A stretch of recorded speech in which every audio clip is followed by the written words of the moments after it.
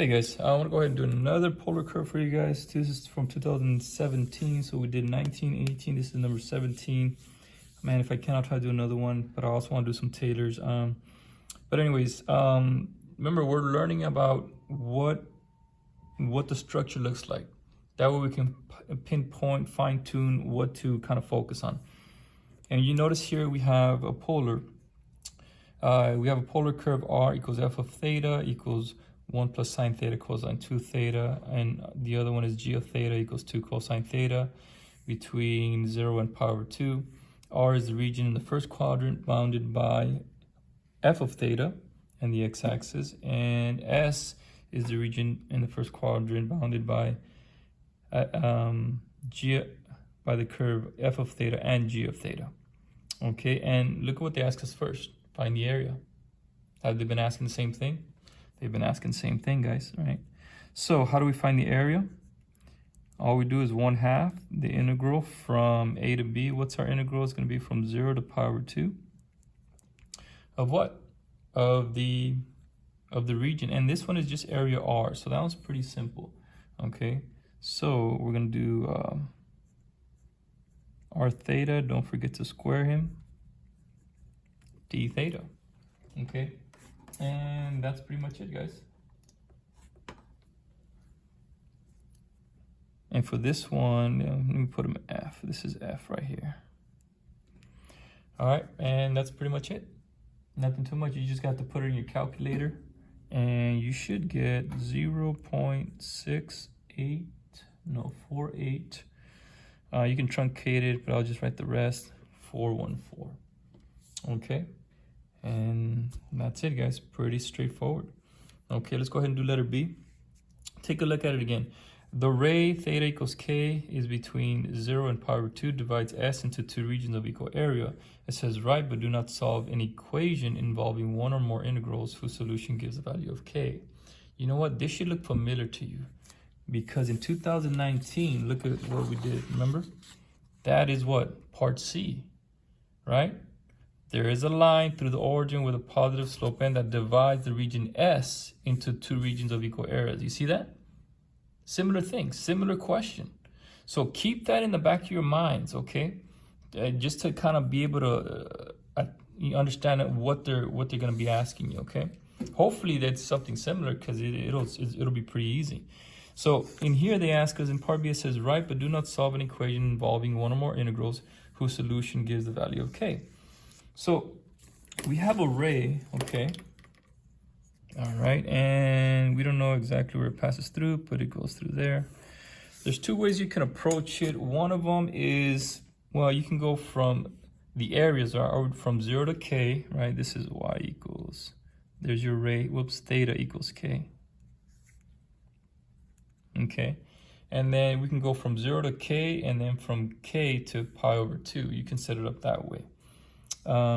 And what I did is I did both of them. So if you can see, I went from 0 to k, all right? And because we're talking about region S, remember region S is just this part here. It's bounded. We got to take care of this top curve minus this bottom, okay? And that'll give us region S. And you guys know that. Just don't forget to square it, okay? So we go from 0 to k, all right? And then we set it equal to the entire area.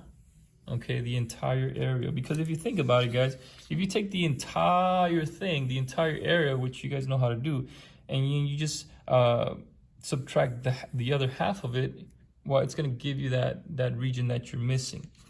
The other way that you can think about it, if it's a lot easier for you because it's a visual, you can go just set it from 0 to k and then go from k, boom, to here. You can do that too. And that would be here. The area, right? 1/2 the area from 0 to k of that region S. D theta equals to, then you go from k to pi over 2 of the rest of that region, the same region right there. Of course, the 1/2 they simplify out and you're left with this. This might be easier, I think. This one you got to think about it a little bit. For me here, right? It's easier for me to tell the students, you go from 0 to k and then from k to pi over 2. I think that's pretty straightforward. But I want you to look at, as you're studying for your test, what they're asking you for. This is the second time we already see it, huh? right? Now this is from 2017. In 2019, they got a little bit, a little tricky there, but basically the same setup. All right. And part C, for each theta between 0 and pi over 2, let W theta be the distance between the points with polar coordinates f of theta, theta, and g theta, theta. Okay, so that means they're talking about somewhere between here, right? Write an expression for W theta.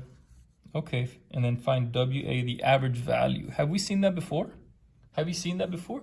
Well, hopefully, yeah. Because look at letter B in 2019 said, what is the average distance from the origin to a point on the polar curve? You see that? And then all we had to do is just use our average value, okay? Our average value formula. So I went ahead and did it on here just to save us some time. So what is W theta? Well, that's just this distance here in the middle. And that's pretty simple because it's just G theta minus F theta. All right, this polar curve on the outside minus this guy here on the inside. Pretty straightforward. Okay, that's our equation there. So now how do we find the average? Well, our average value function, 1 over b minus a, the integral from 0 to b, from a to b, W theta. This is a calculator question. Just clean it up. G theta minus F of theta. Okay, and then you go ahead and put in your calculator. Now remember, this is not area. Okay, this is just find the average value. Okay, this part B and part A, they were dealing with area. This part C, they just said what's the average value, the average, just the average value of W theta. Okay, so just keep that in mind, guys. But you notice the same things that they're asking. All right, let's look at part D. Using the information from part C, find the value of theta for which W theta equals WA, W sub A. So have we found W sub A? Yeah, we did.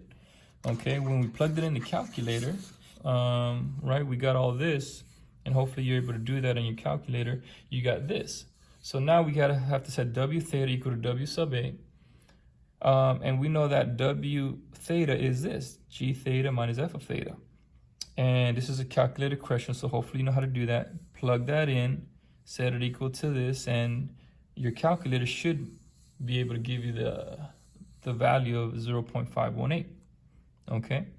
Now, the second part of the question is asking what?